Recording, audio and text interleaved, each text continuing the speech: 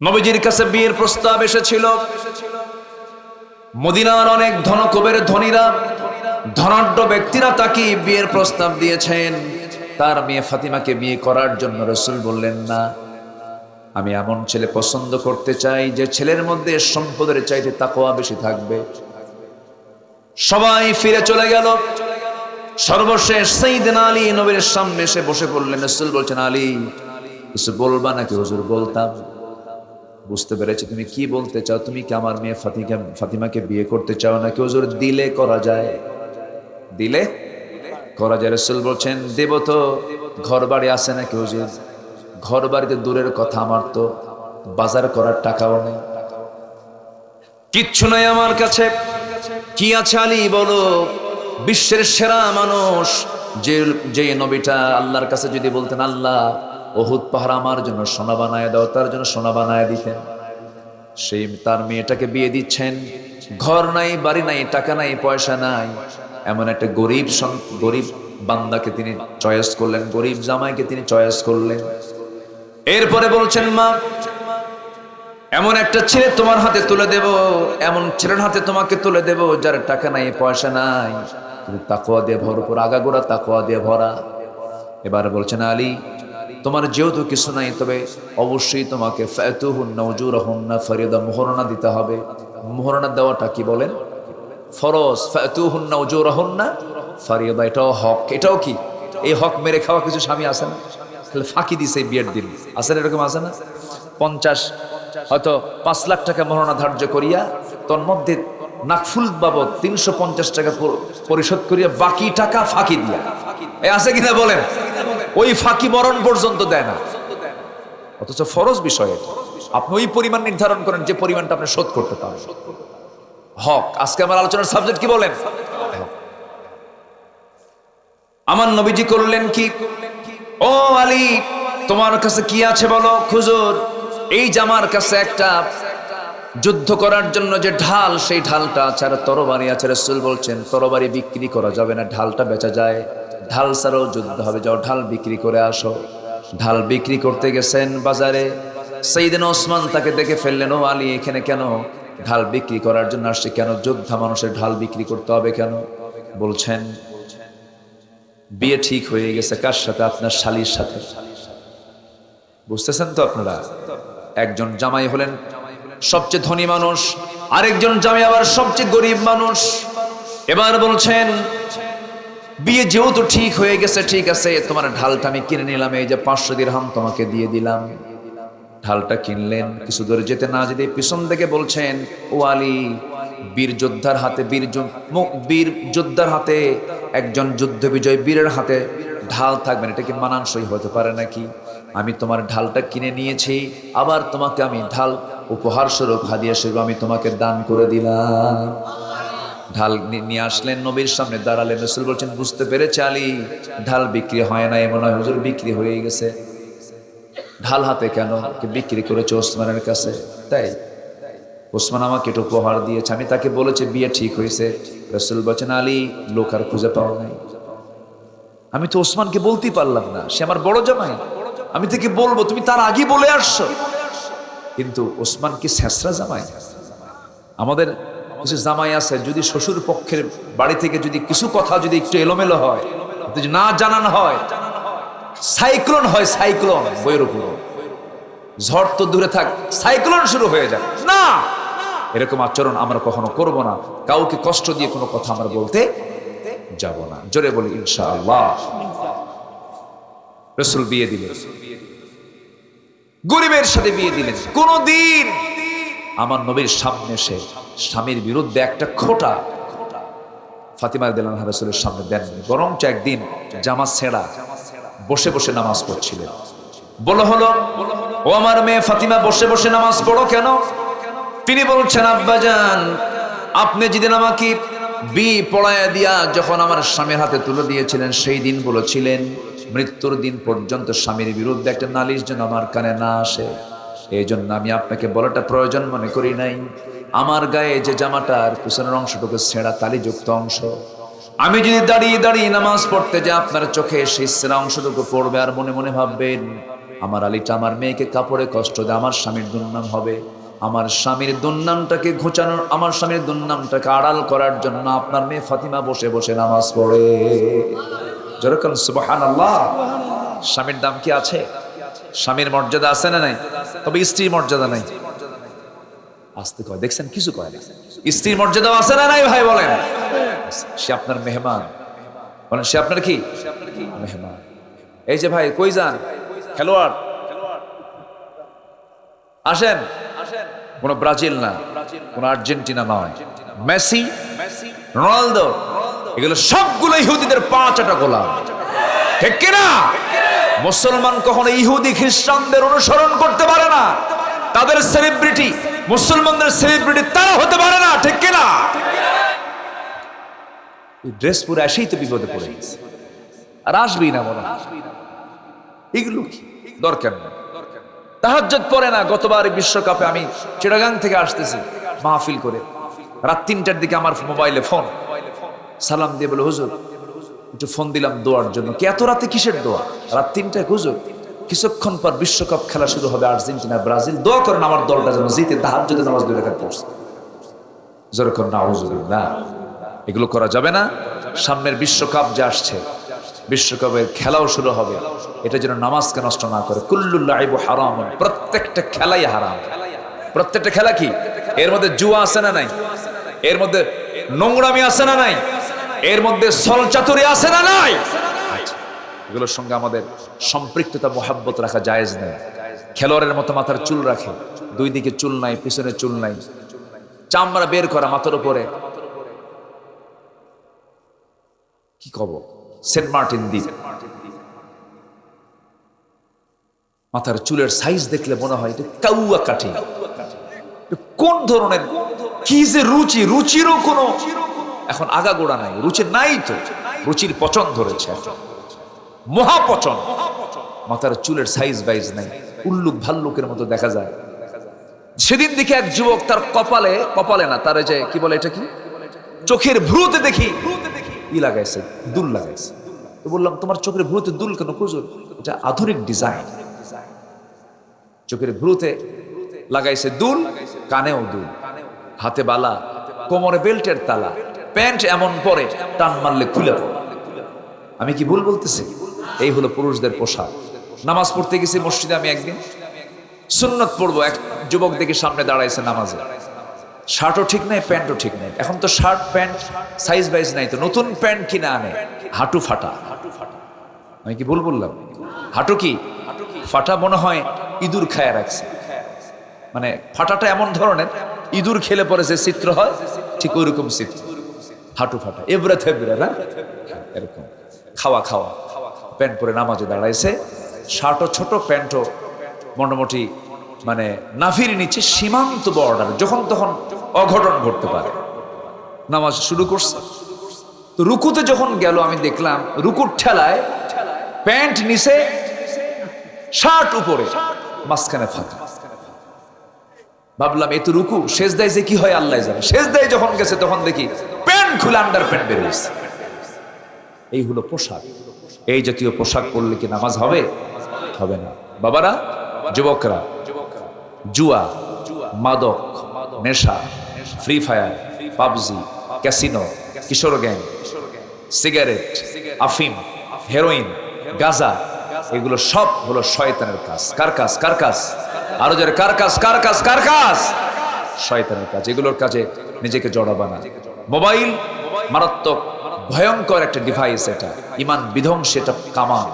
আমি মনে করি মানুষের ইমানকে মুহূর্তের মধ্যে নষ্ট করে দেওয়ার জন্য একটা ডিভাইসই যথেষ্ট। এই জন্য যুবকদের হাতে যারা মোবাইল ইউজ করছে, তুমি আগে মুসলমান হও, আল্লাহওয়ালা হও, এরপরে মোবাইলটা তুমি ব্যবহার করতে পারো। নচেত তোমার যে কোনো মুহূর্তে তোমার ইমানটা সব মেরে নিয়ে চলে যাবে, তুমি নিজেও বুঝতে পারবে না। এই মোবাইলের মধ্যে কত অ্যাপস আছে, কত মেসেঞ্জার আছে, সব মেসেঞ্জারে, অ্যাপসে, সব ফ্রেন্ড লিস্টে হলো সব মহিলা। পুরুষের কি মহিলা বন্ধু হতে পারে?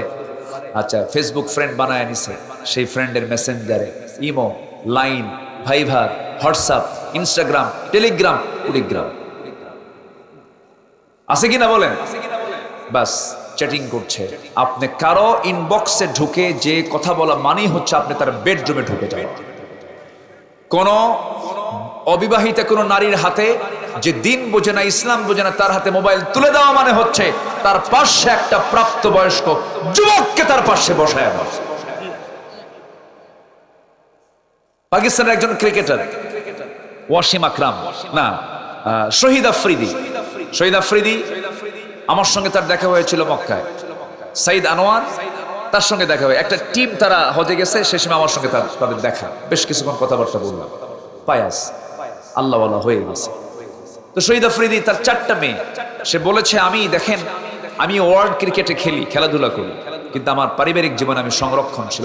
আমার 4টা মেয়ের কোন মেয়ের হাতে বিয়ের আগে কোনো মোবাইল হাতে তুলে দেবো। এটা ভালো ইতিবাচক দিক। আপনি লাভটা কি? ওটার উপকারের চাইতে ক্ষতির দিকটা কম না বেশি বলেন? সামনে পুরুষকে দেখা যে গুনাহ, পর পুরুষকে দেখা যে গুনাহ, মোবাইলের মধ্যে মনে হয় একটু কম গুনাহ। আসতে কম কেন? কম গুনাহ বলেন? গুনাহ তো গুনাই। এই জন্য গুনাহ থেকে বাঁচার চেষ্টা করতে হবে। তাছাড়া চোখের হক নষ্ট হবে। কিসের হক নষ্ট হবে? আজকে আলোচনার সাবজেক্ট কি বলেন? আসেন দোয়া করি। হক নষ্ট করবেন নাকি? তাহলে চালাবো। জি আচ্ছা থাকেন, আমি আসি তো। সবাই থাকবেন তো ইনশাআল্লাহ? আল্লাহ কবুল করুন, জোরে বলি আমিন। নামাজ পড়বো তো ফজরের, সবাই কি ফজর পড়বেন? ফজর কারো কাজা হবে? ফজর কয়টা হয় বলেন? আজান হয় কয়টায়? ওয়াক্ত কয়টায় আসে? না 4:30। হ্যাঁ আমি একটু জরিপ করতেছি, আমি এটাতেই জরিপ হয়ে যাচ্ছে আমার। জি ঠিক আছে।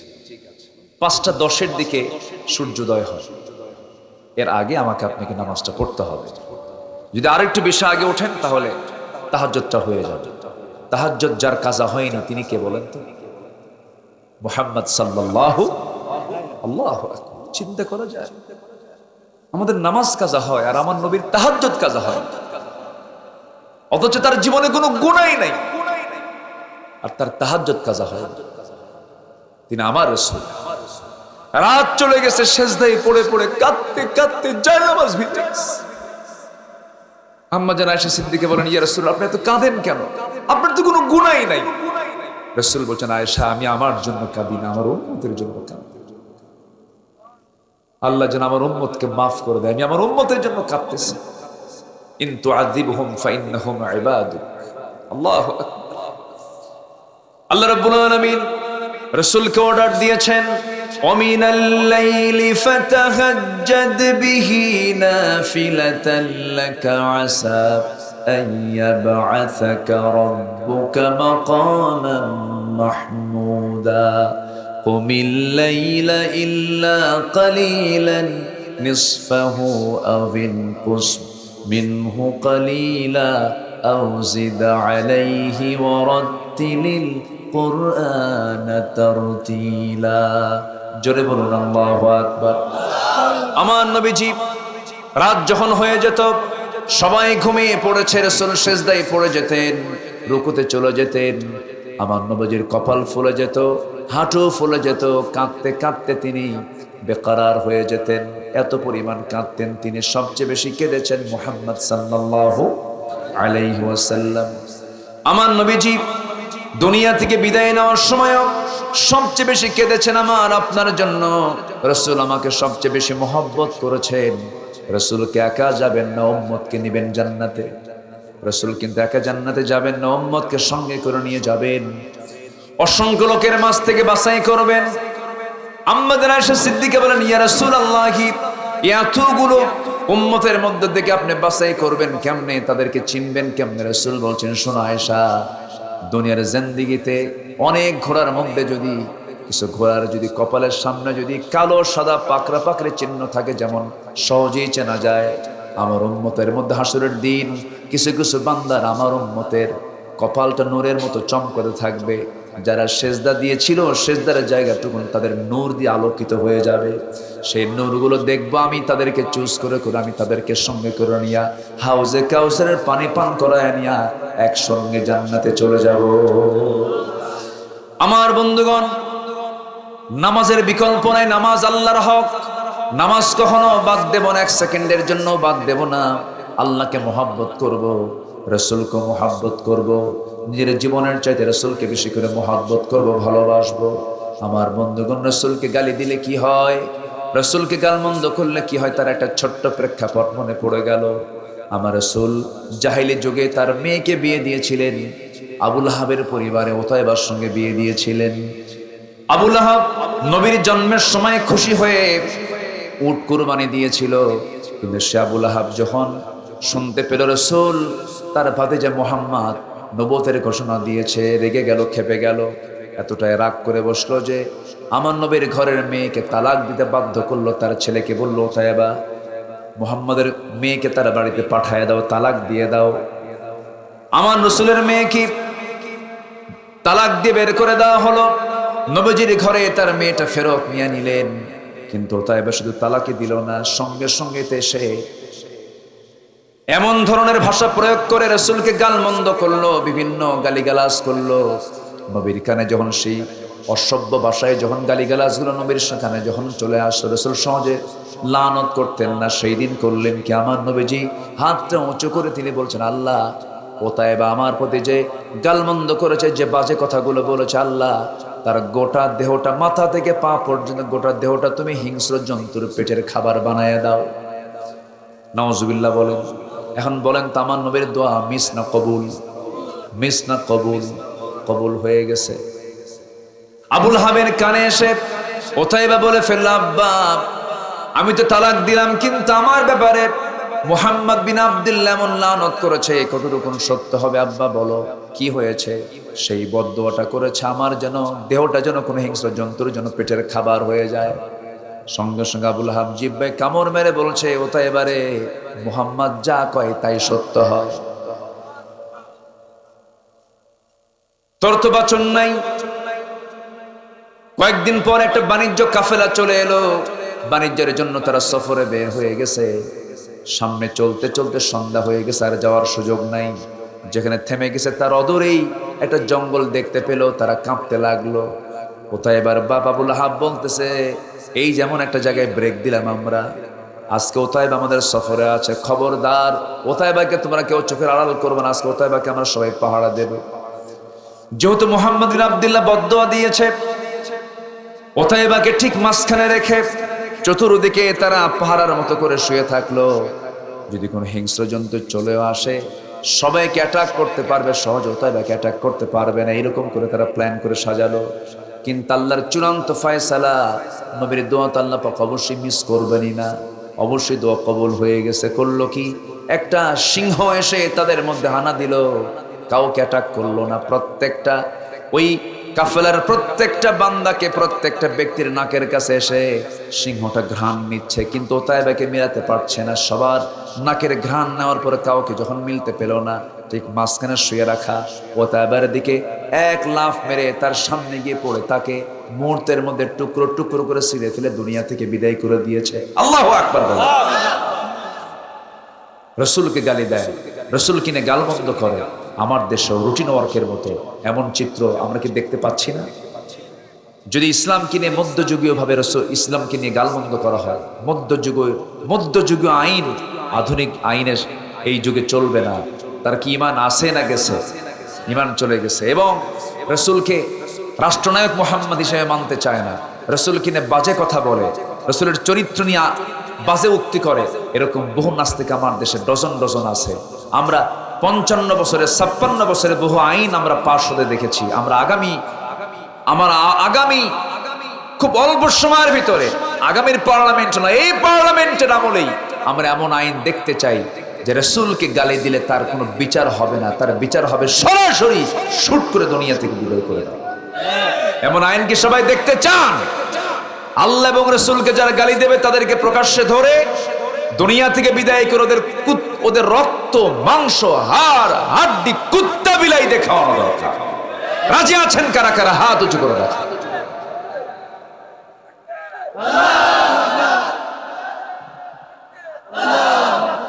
আমার নেতা, তোমার নেতা, আমার নেতা, তোমার নেতা।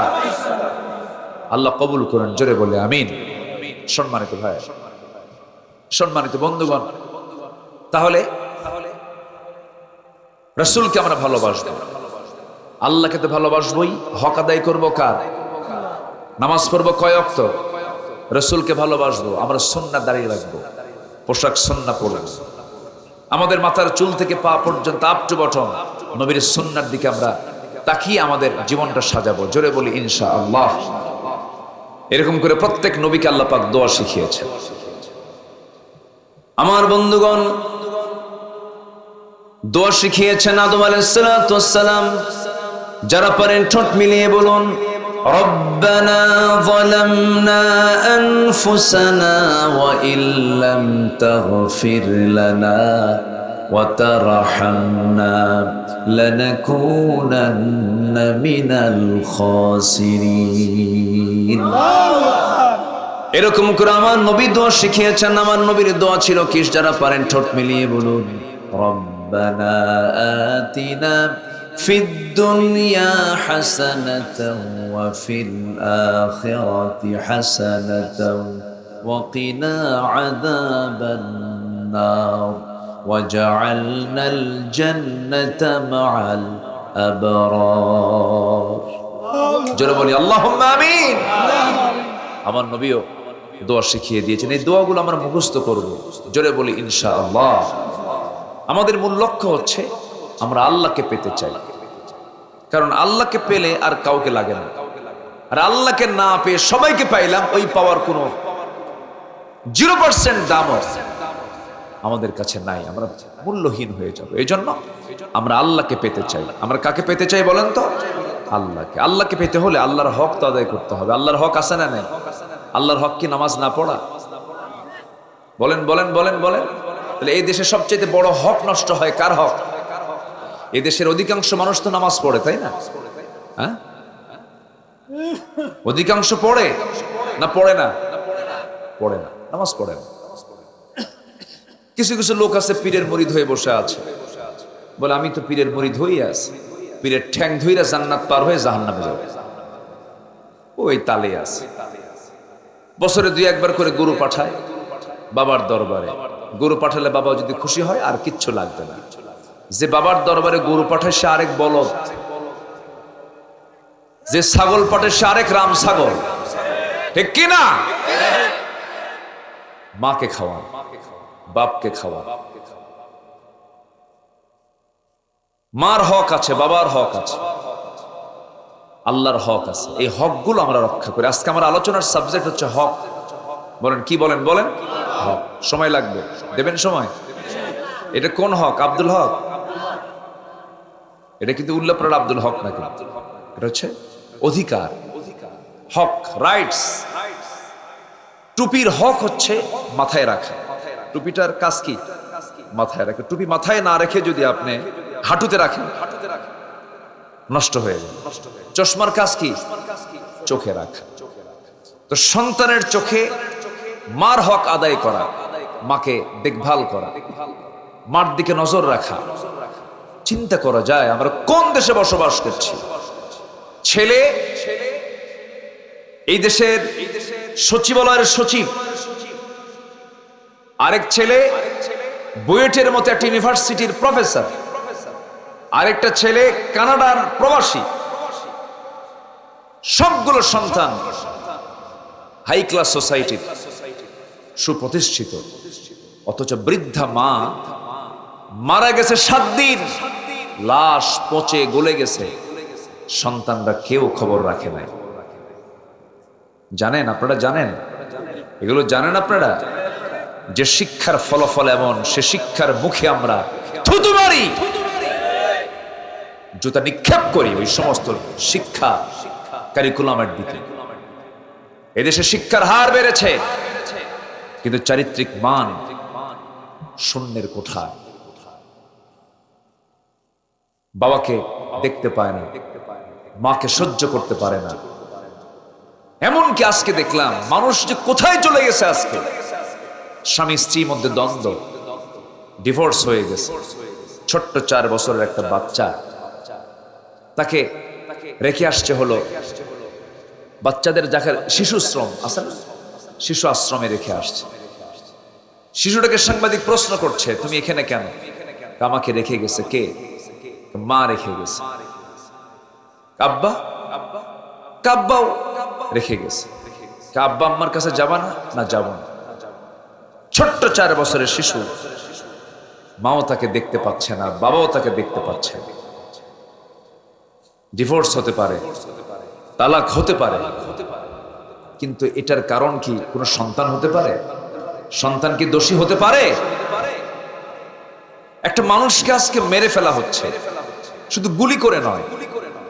একটা সাবেক একজন পার্লামেন্টেরিয়ান, সংসদ সদস্য, যদিও ভোটে নয়, জোর করে হয়েছে, ঝিনাইদহের কালীগঞ্জের এক এমপিকে কলকাতায় নিয়ে তাকে হত্যা করে প্রত্যেকটা পার্টস খুলে, অংশ খুলে, হাড়গুলোকে পৃথক করে, গোশতগুলোকে টুকরো টুকরো করে, বাথরুমের কমোডের ফ্ল্যাশে ফ্লাশ করে লাশকে নিশ্চিহ্ন করা হয়েছে। মানুষ কত বড় পাষাণ হতে পারে! সিংহ, হিংস্র বাঘ যতটুকু না হিংস্র, আজকে তার চাইতে মানুষ হাজার হাজার গুণে হিংস্র রূপ নিয়েছে। মানুষ এতটা হিংস্র, মানুষ এতটা ভয়ঙ্কর রূপ নিয়েছে কেন জানেন? এর মূল কারণ হলো মুসলমানদের ভিতরে, মানুষের ভিতরে যেটাতে মানুষত্ব তৈরি হবে, কোরআনটার জ্ঞান আজকে বান্দার ভিতরে নাই। আপনারা রাগ করতেছেন মনে হয় নাকি? আলোচনা চালাই, জোরে বলি ইনশাআল্লাহ। সেই সময় আপনারা মাহফিলে আসছেন, এটা অত্যন্ত ইতিবাচক দিক, আমরা শোনার চেষ্টা করি। 1 নাম্বার, আমরা হকের বিষয়ে যেহেতু কথা বলবো, 1 নাম্বার হচ্ছে হাক্কুল্লাহ, আল্লাহর হক। 5 ওয়াক্ত নামাজ সবাই কি পড়তে রাজি আছেন? সবাই কি পড়বো আমরা ইনশাআল্লাহ? এটিকে বাঙ্গালা না, এলাকার নাম কি? এই গোটা দেশটাই তো বাংলা, এটা হচ্ছে খাস বাঙ্গালা, আর গোটা দেশ হচ্ছে আম বাঙ্গালা। পূর্ব বাংলা আর পশ্চিম বাংলা। পশ্চিম বাংলা ইন্ডিয়াতে আছে, তাও তো মানে মাপে মোপে মেরে মুড়ে নিছে ওরা, বুঝেন নাই? এটা মেরে মেরে নিয়েছে। আরো ছিল আমাদের, হাওড়া পর্যন্ত ছিল। হাবড়া নামক একটা এলাকা আছে, হাওড়া হাবড়া বানায়া কমায় দিছে। আরো জায়গাটাকে ছিল আমাদের। তবে আমরা আল্লাহর কাছে এই প্রত্যাশা করি, আল্লাহ মুসলমানদের ভারত, এটা মুসলমানদের, ঠিক কিনা বলেন? আল্লাহ তুমি মুসলমানদেরকে স্বাধীন করে দাও। জোরে বলি আমিন, আরো জোরে আমিন। 7 সিস্টার্স থাকবে না, তাদের যা আচরণ, লক্ষণ ভালো মনে হচ্ছে না, খুব অল্প সময়ে তারা টুকরো টুকরো হয়ে যাবে। জোরে বলি ইনশাআল্লাহ। সম্মানিত ভাই, একটু মনোযোগ দিয়ে কথাগুলো শুনি আমরা। আল্লাহর হক 1 নাম্বার হচ্ছে নামাজটা কন্টিনিউ করব। 1 ওয়াক্ত না 5 ওয়াক্ত? 1 বার না 5 বার? বলেন 1 বার না 5 বার? আল্লাহ পাক আমাকে হুকুম করেছেন কি সপ্তাহে 1 বার না দিনে 5 বার? আমাদের মুসল্লি কোনটাতে বেশি? শুক্র আলী। কি আলী? শুক্র আলী। আমার বন্ধুগণ, আমার বুকটা ফেটে যায়, আমি অত্যন্ত হতাশাগ্রস্ত হয়ে যাই সেই সময়, যে সময় একজন কালেমাপন্থী মুসলমানকে নামাজের জন্য বলতে হয় ভাই নামাজ পড়ো, অথচ এমনটা হওয়ার কথা ছিল না, বরঞ্চ এমন কথা বলা ছিল ভাই শুধু 5 ওয়াক্ত নামাজ পড়ো কেন, তাহাজ্জুদ পড়ো। এমনই তো হওয়ার কথা ছিল ভাই, তুমি শুধু রমজান মাসে রোজা রাখো কেন, প্রত্যেক মাসে 13, 14, 15 আইয়ামে বীজের রোজাগুলো রাখো, নিজের নফসকে ঠিক রাখার জন্য সোমবার বৃহস্পতিবার রোজা রাখো। কিন্তু আমার বন্ধুগণ, গোটা বছর কোন খাদ্য সামগ্রীর দাম যদি বৃদ্ধি নাও পায়, যে মাসের সবচাইতে খাদ্য সামগ্রীর দাম বেড়ে যায় সেই মাসটার নাম কি? আলহামদুলিল্লাহ। বরকত না? জিনিসপত্রের দাম বেড়ে দেওয়া রমজান মাস উপলক্ষে রোজাদাররা যেন বেশি দামে কিনে খায়, কি ঠিক আছে? এই হচ্ছে আমরা। সম্মানিত ভাইয়েরা, এমন তো হওয়া উচিত ছিল, কিন্তু আজকে মুসলমানকে নামাজের কথা বলতে, এটা লজ্জার কথা। এটা মুসলমানকে কেন নামাজের কথা বলতে হবে? সে তো নামাজ পড়বে, তার ডিউটি এটা। অথচ মুসলমান নামাজ পড়ে না। 24 ঘন্টা তার নাকের ডগে অক্সিজেন দিয়ে রেখেছেন কে? আল্লাহর দয়া কত বেশি, আমি মাঝে মাঝে অবাক হয়ে যাই। অন্যের বউ নিয়া ঘরে শুয়ে থাকে, অন্যের বউ রাত্রেবেলা শুয়ে আছে, তার সঙ্গে জেনা করতেছে, গোটা রাত আকাম কুকাম করে, মদ খায়, জেনা করে। আর আমার আল্লাহর কত ধৈর্য, তার নাকের ডগে অক্সিজেন দিয়ে বলেন অক্সিজেন গ্রহণ কর, বান্দা এগুলো করিস না, তওবা কর, ফিরায়, আমি তোর এই গুনাহ মাফ করি। আল্লাহর দয়াটা দেখছেন? আমরা আল্লাহকে ভুলে যাই। যদি 3 মিনিটের জন্য যদি অক্সিজেন টান দেওয়া হয়, এখানে কেউ থাকবো? আমরা কি আসি না নাই? শেষ হয়ে যাবে। আল্লাহ পাক আমাকে কত দয়া করে সর্বক্ষণ আমার খাবারটা আমার নাকের ডগায় দিয়ে রেখেছেন। একটু জোরে বলে সুবহানাল্লাহ। এগুলো কে দিয়েছেন? কে দিয়েছেন? আল্লাহ দিয়েছেন। এই জন্য আল্লাহকে মুহাব্বত করতে হবে, আল্লাহর হকটা আদায় করতে হবে। আল্লাহ রাব্বুল আলামিন সূরা নিসার 36 নম্বর আয়াতে সুন্দর করে হকের ব্যাপারে সুন্দর করে কথা বলেছেন। মনোযোগ দিয়ে আমরা শোনার চেষ্টা করছি। আল্লাহ রাব্বুল আলামিন সুন্দর করে বলছেন, আল্লাহ রাব্বুল আলামিন সুন্দর করে 36 নম্বর আয়াতে বলছেন, ওয়া'বুদুল্লাহা ওয়া লা তুশরিকু বিহি শাইআন ওয়া বিল ওয়ালিদাইনি ইহসানান ওয়া বিযিল কুরবা ওয়াল ইয়াতামা ওয়াল মাসাকিনি ওয়াল জারি যিল কুরবা ওয়াল জারিল জুনুবি ওয়াস সাহিবি বিল জানবি ওয়া ইবনিস সাবিল وما ملكت أيمانكم إن الله لا يحب ما كان مختالا فخورا جربنا الله أكبر আল্লাহ রাব্বুল আলামিন এই জায়গায় আল্লাহর হকের কথা বলেছেন এবং বান্দার হকের কথা বলেছেন। হকগুলো টিকে রেখে দুনিয়া থেকে বিদায় হয়ে যাও। হক যদি তোমার রক্ষা হয়ে থাকে, হক লঙ্ঘন যদি না হয়ে থাকে, বান্দারে আমি তোকে নিজ হাতে তোর জান্নাত তোর হাতে বুঝাইয়া দেব।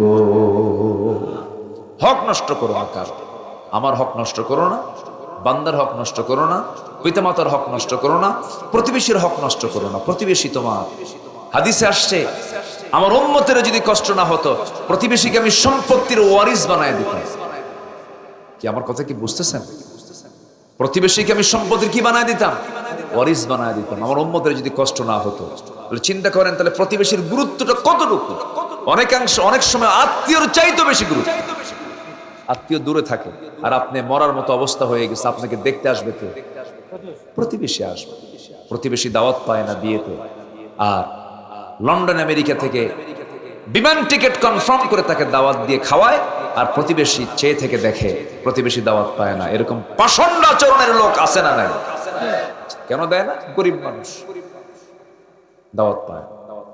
ওই সমস্ত অনুষ্ঠান ধ্বংস, ওই অনুষ্ঠানগুলো রহমত শূন্য, বরকত শূন্য, পুরো প্রাপ্তি আল্লাহর কাছে নেই। সম্মানিত ভাইয়েরা, আপনি মরে যান আজকে, আপনার বন্ধু, আপনার আত্মীয়, আপনার ভাই, আপনার বোন ঢাকায় থাকে, চিটাগাং থাকে, ইউরোপ থাকে, আমেরিকা থাকে, ইতালি থাকে, ব্রিটেন থাকে, আপনি মারা গেছেন, আপনার লাশটা ঘর থেকে বের করার জন্য দূর থেকে সেই লোকগুলো আসবে না। ওই যে গরিব মানুষটা, আপনার প্রতিবেশী, যাকে আপনি আপনার মেয়ের বিয়েতে দাওয়াত দেননি, সেই চলে আসবে, লুঙ্গিটা শক্ত করে বাঁধবে কোমরে, কোদাল হাতে নেবে, কবর খনন করবে একজন, দুইজন চলে যাবে বাঁশ কাটার জন্য, সুন্দর করে বাঁশ কাটা সম্পন্ন করবে, আরেকজন বাজারে যাবে সাদা কাফনের কাপড়টা কিনে আনবে। এই প্রতিবেশীগুলো সুন্দর করে আপনার আয়োজনগুলো সম্পূর্ণ করবে। আমার বন্ধুগণ, ওই দুঃসময়ের কান্ডারি কেউ হয় না, প্রতিবেশী হয়। অতএব প্রতিবেশীকে যে কষ্ট দেবে সে কোনোদিন জান্নাত পেতে পারে না। এই সমস্ত কথাগুলোর মানে তেমন দরকার নেই নাকি? দরকার আছে? একটু গন্ডগোল হয়েছে প্রতিবেশীর সাথে, প্রতিবেশীর রাস্তা নাই, ঘরটা আছে তার জায়গায় কিন্তু রাস্তা নাই। রাস্তা সামনের যে বাড়িওয়ালা প্রতিবেশী, তার ওই জায়গা দিয়েই তাকে আসতে হয়, হয়তো 3-4 ফিট রাস্তা হাঁটতে হয়। একটু গন্ডগোল হয়েছে, 5 মিনিট পরেই ঠিক ওই রাস্তার ঠিক মাঝখানে কি আছে, খোটা আছে দেয় দিছে, খোটা দিয়া কয় যা যা দেখি। আচ্ছা বলেন তো ওই জায়গাটা কার? মাহফিলে আল্লাহ, বাড়িতে আমার নাকি? মাহফিলে আল্লাহর, বাড়িতে আমারই। খোটা গাললো, খোটা গেড়ে বললো যা এখন। আচ্ছা বলেন তো আপনি যাকে আটকালেন ওই বান্দাটা কার? বলেন ওই বান্দা কার? আমরা কার গোলাম? তাহলে আল্লাহর জায়গায় খোটা লাগায়া দিয়া, খোটা গেড়ে দিয়ে আমি আল্লাহর বান্দাকে আটকাচ্ছি, আপনি জান্নাত পাবেন কেমনে? কেমনে পাবেন আপনি জান্নাত? কেমনে জান্নাত? এত সস্তা? খালি ভাবতেছেন যে আপনার CSRS MRR আর জমি দলিল আপনার নামে আসি বলে আপনি জায়গায় মালিক না। সকল সম্পত্তির মালিকানা কারো না, কার? আল্লাহ। এটা মাথায় রাখতে হবে, এটা ভাবলে আর এগুলো মনে হবে। আশ্চর্য কথা। এরপরে আরো কিছু আছে, এগুলো বলি নাকি? না কি সমস্যা আপনারা মন ভাবতেছেন? এটা বলার দরকার আছে? সম্মানিত ভাইয়েরা, বাপ মরে গেছে, সম্পত্তি শুধু ভাই পাবে না বোনরাও পাবে? শুধু ছেলে পাবে না মেয়েরাও পাবে? মেয়েরাও পাবে। মেয়েদেরকে দেয়, এই ভাই যান কেন ভাই? ও আচ্ছা আচ্ছা, ওনার চাপ না, ভাবতেছে উনি ওনার বোনকে হয়তো দেবেন না, এই জন্য যাচ্ছে। মানে আলোচনার মোশন দেখে আলোচনার সাবজেক্ট বুঝে উঠতে হবে তো, বুঝেন নাই? মানে আচ্ছা এটা বসে। তাহলে বোনকে ওই পরিমাণ দিতে হবে, আমি ভাই যতটুকু পাবো তার অর্ধেক। আচ্ছা এই মাপটা, এই হিসাবটা কি কোন সলিমুদ্দিন মোল্লার না আল্লাহ? আল্লাহ সূরা নিসার ভিতরে, এই সূরা নিসা থেকে যেখানে তেলাওয়াত করলাম, সূরা নিসার 36 নম্বর আয়াত, আপনি চলে আসেন এই 11 নম্বর আয়াতের দিকে আপনি আসেন। আল্লাহ তাআলা সুন্দর করে দেখেন, আমি কিন্তু বানায় বানায় বলতেছি। আল্লাহ তাআলা সুন্দর করে কি বলছেন দেখেন। আল্লাহ তাআলা বলছেন 11 নম্বর আয়াত, ইউসিকুমুল্লাহু ফি আওলাদিকুম লিযযাকারি মিসলু হাযযিল উনসাইন। আল্লাহ তাআলা তোমাদেরকে কি করছেন? তোমাদেরকে নির্দেশ দিচ্ছেন, তোমাদেরকে অবহিত করছেন তোমাদের সন্তানদের ব্যাপারে। লিযযাকারি মিসলু হাযযিল উনসাইন, অর্থাৎ ছেলে যা পাবে মেয়ে তার অর্ধেক পাবে। ছেলে যদি পায় 5 বিঘা, মেয়ে পাবে কয় বিঘা? 2.5 বিঘা। বাপ যদি সন্তানের জন্য রেখে যায় 1 কোটি টাকা, ভাইয়েরা যদি পায় 50 লাখ, বোনরা পাবে কত? 25 লাখ। হিসাবটা কার করা? এই যে হিসাবটা কার করা? কার করা? আল্লাহর করা। কিন্তু ভাই দেয় না। ভাই কয় আমি হজ করছি 36 বার। কয়বার? কয় ডজন হলো? বলেন কয় ডজন? 3 ডজন। কম কথা না তো। রাসূল করছেন একবার, এরকম করে বলে আবার রাসূল করছে একবার, আমি 36 বার। মানে এরকম ভাবো দেখা 36 বার। কিন্তু প্রতিবেশীর ওই যে খোটা মারে, কি মারে? খোটা মারে। আর আচ্ছা বলেন তো আইল ঠেলে গরিব মানুষ না হাজিরা?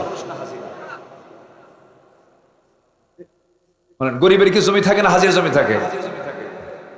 হজ করছে কয়বার? 36 বার।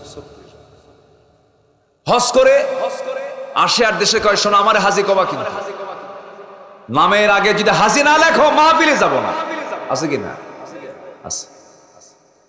এবং প্রায় প্রায় বলে বেড়ায় এই হাতটা আমার কাবার দরজা ছুঁয়েছে, সাবধানে কথা বলো। 36 বার হজ করলো, কিন্তু বোন এ পর্যন্ত সম্পদ বুঝে পেল না। বাপ মারা গেছে, 1 যুগ হয়ে গেছে, দেয় না সম্পদ গুলো। অথচ এত বড় বান্দার হক নষ্ট করে হাজী সাহেব বসে আছে। আপনি কি জানেন এই বোনকে সম্পদ না দেওয়ার কারণে আপনাকে উপর করে আল্লাহ পাক জাহান্নামের মধ্যে ফেলবেন? নাউযুবিল্লাহ। দিয়ে দিতে হবে। আমার মায়ের আজকে দারুণ খুশি, হুজুর মনের মতো ওয়াজ দিচ্ছেন আপনি। আমার ভাই কিছু বসে আছে, ভালো করে দেন। কি দেখছেন নাকি? না, আমরা দুনিয়াতে একটু লস টস হোক না, একটু লস মনে হলো, লস মনে করি, বোনকে দিয়ে দিই। বোনকে দিতে এত জলে কেন? আমি বুঝি না, আমার দেশে এই ট্র্যাডিশনটা চালু আছে। বোনদের কি যে তাল বাহানা করে, রাগ করে কথা কয় না, আছে না? বোনের সঙ্গে কথা কয় না, হঠাৎ করে চেহারা পাল্টা গেছে, চোখ বড় বড় হয়ে গেছে। বোন তো কাঁপে আর কয়, আহারে বাপ চলে গেল, এই বাড়িটাতে আমি আসতেই পারি না। ভাই তো কথাই কয় না। কেঁদে কেঁদে বোনটা আবার তার স্বামীর বাড়িতে চলে যায়। এরকম নির্মম আচরণ করে এমন বহু ভাই উল্লাপাড়াতেও আছে।